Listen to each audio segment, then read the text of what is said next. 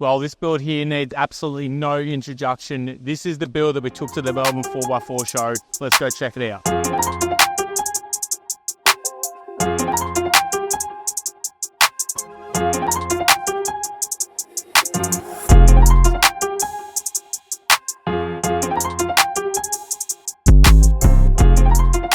Our wonderful customers, Chelsea and Angus, allowed us to use this car at the Melbourne 4x4 show this year.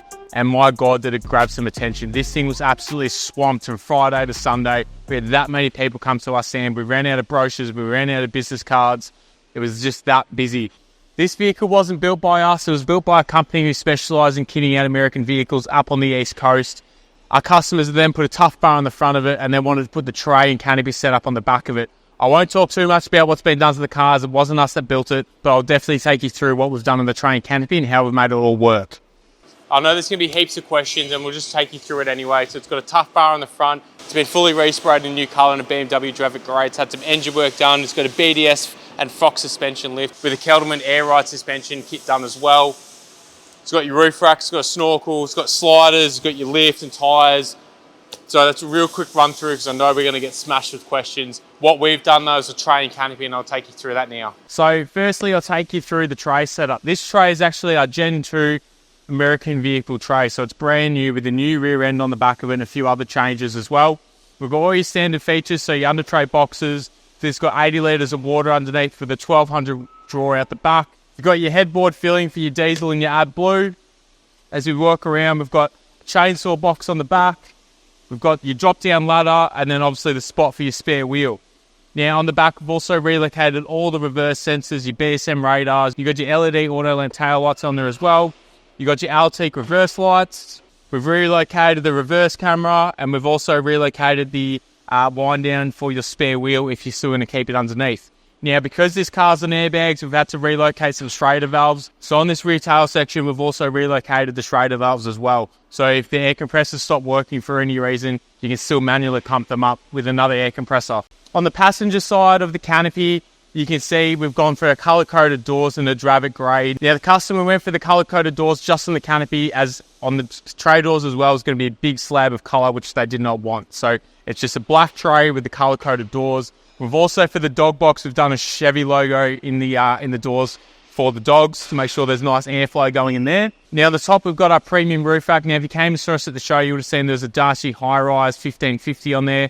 That was purely just for the show. But the versatility of the roofs of our canopy mean there can be multiple different setups and it's just a couple of bolts.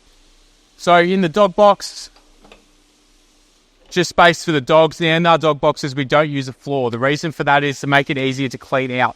So in the tray, you've got all your nut-cert system, just like any other tray, and they fall right through. So all your dirt, anything the dog's sew in there, it can all go drain out through the nut-certs. So this is fully sealed from the other canopy, so you can just hose in there to get everything out you need, as it's going to get dirty. We've housed the hardcore switch panel into the upright of the canopy in the dog box, so if you do need to get some light in there, you can flick that light on and off. Now, as these owners own some stations out in outback New South Wales, they needed some places to store some tools. So we've got a shovel up here and a spring-loaded shovel holder. We've also got a rake there for the troughs to clear out. Now, they work from just a spring action, so it's just push the shovel in, it'll pop out and make it easy and nice to use. In the sealed section of the canopy, we've got a Dometic 115 litre fridge. We've also got our brand new kitchen. So this kitchen here is one big drawer for storage. Underneath, you've got a stainless steel bench top with a built-in Safari dual hob induction stove. And then you've also got another stainless steel prep area on top of that. Now at the side, we also have another area for prep. And then we've also got a cutlery drawer in here as well, just to fill the space. Now, this is a new product of ours. We've only done a few of these so far, and they are available. As the time goes on, we will refine these a bit more, but for now, it's a perfect use of space for bulk storage, as well as cooking and prep area for when you're on the go. On top of that, we've just added a logo for the customers to make it a bit more personalised. This is a big build, and we've loved doing it for them, so we thought we'll chuck their logo on there just to make it a bit more homely. Now, on top of this kitchen is our pantry. So these customers have option to have the Travel Buddy oven included in the pantry. Otherwise, you can get rid of that and you've got all of the space on the side here to shove all your food and whatnot, whatever you're going to put in there. It can all go on the top there. These panels are all removable as well, so you can segregate them with how you want. Or again, you can just add your travel buddy in the front there if you want to put some stuff in the oven. All of these drawers are on heavy duty runners. There's absolutely no need to worry about things moving. They're secure and they're strong. Next to the kitchen, we've got the Energize Voyager system paired with a 300 amp hour battery. Now that's tons of power for what these guys are going to be using it for. As I said, they're stationos. This is their station vehicle to run around on the station, fix some fences or do some mustering, all that sort of stuff. At least they've got a vehicle where they can be off-grid for as long as they need, and they've got everything they need. So the Energize Voyager's got tons of power. It's got a 3,000 watt inverter, 100 amp hour AC charger, 40 amp plus DC charger. You got your sine marine monitoring there as well, and a whole pre-wired a switch panel and circuits. Now, when we received the car, it had a full Switch Pro unit. It had compressors, 12-volt system, tanks, everything you can think of in the tub setup, which we had to remove and then replace, fix a few things as well. So in the canopy, we've relocated the Switch Pro unit that was in the tub. We've relocated that. All the wiring's gone in the front driver's side box, and so now it's working just like it was before. The Switch Pro unit means it can connect to your phone, and whatever's connected to it, you can control off your phone. So this has got like the airbag system, it's got your winch, it's got all your lights, your water pump, the air compressors, all switched off the Switch Pro, which means you can be standing next to your car and lower the car just off your phone, lower it all the way down to bump stops to be able to say access your kitchen that little bit easier.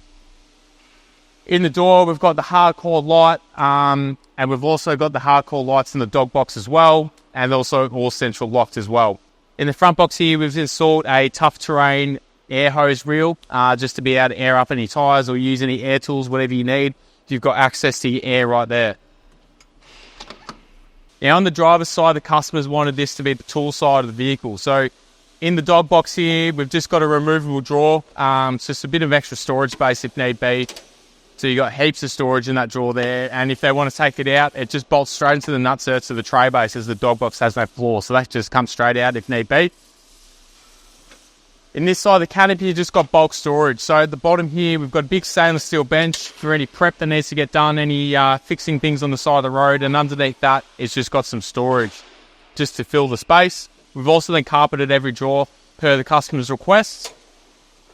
And above that, we've just got two big storage drawers just for bulk tool storage, all specified by the customer in terms of depth and height and what they needed to fit in there. Above this, we've got a shelf here just for storage again, and above that, we've got another shelf for roof-mounted storage. Next to this, we've got the 300 amp hour lithium battery, which has been bolted into the nutserts in the bracing of the canopy. We've also got venting for the canopy to make sure that this thing's nice and cool.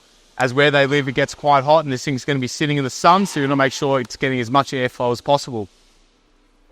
Bracing, as always, I say it every time, we've got your 45-degree angle bracing on the roof. You've got your nutserts all the way through your bracing to make sure this thing's as versatile and as strong as possible.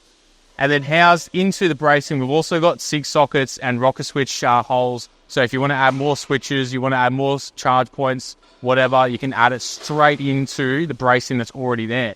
So in this case, we've got two SIG sockets there, and we've got two SIG sockets here to charge whatever you need, whether it's phones, drones, any other accessories that charge a 12 volt and a USB, you can just plug straight in. Now, the main pit at the 4x4 show, there was one main component that people were absolutely in love with, and I think a lot of people also knew about it when they were coming to the show. As you can see on their faces, they were like, what is this thing sticking out the side? Out the side here, we've got a multi-use storage box. It just slides straight out of the headboard. In this case, the owners really needed storage for their firearms, being on the lands, working on the lands. For our customers, this was an absolute requirement. They needed somewhere to store their firearms. Based off the size of their canopy, a drop-down gun box that we do wasn't going to fit, so the next best solution was to mount them in the headboard. Now, the headboard's still the standard size. That size hasn't changed, and it's allowed us to fit this drawer inside. It may be overkill, it may be too much, and people might go, why would you need to bother? But for the customers, it was an absolute requirement and it had to happen. Now, this could be used as any form. You could have fishing rods, you could have tools, you can have shovels, whatever you want. It could all fit in here. There's heaps of mounting opportunities. And for this case, our customers will be using it as a firearm box.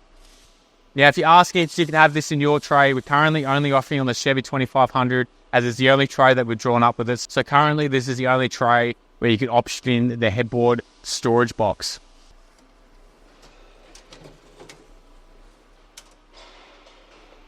Above the box, we've mounted the 2 Via air compressors that was mounted in the tub when the vehicle got dropped off to us. And then we've relocated all the cabling and wiring and air lines that needed to get down to the airbags. Underneath them, we've mounted the 2 big air tanks that were on this vehicle. There's another 2 tanks on there as well. So there's 4 tanks in total for the air suspension in the back, which means this thing pumps up super quick with the size of the air lines on there as well. Inside the front driver's side box is where all the Swix Pro componentry has been relocated. There's a hell of a lot in making that all work, as we essentially had to pretty much cut all of the Swix Pro cables that were already in the tub, relocate them all back into the tray, and wire it all up again, basically from scratch. So the Autolek had a hell of a job doing that. There's a massive effort by the team to get that done, and by the Autospark to get that done for us, and they did a great job. So this build was a massive effort by the team, and a big thanks to Chelsea and Angus for allowing us to use this build at the Melbourne 4x4 show. As I said, we don't usually touch cars that have been built by other people. We had to relocate a whole bunch of stuff. We had to do a whole bunch of stuff to make this all work. But we made it all work and we made it happen. Big thanks to everyone who came and saw this build at the 4x4 show. If you want to know more about this build, jump onto our Facebook, jump onto our Instagram. You can email us info@wiggleengineering.com.au. If you want to quote for yourself, jump onto our website, fill out an online quote form, and I'll see you in the next video.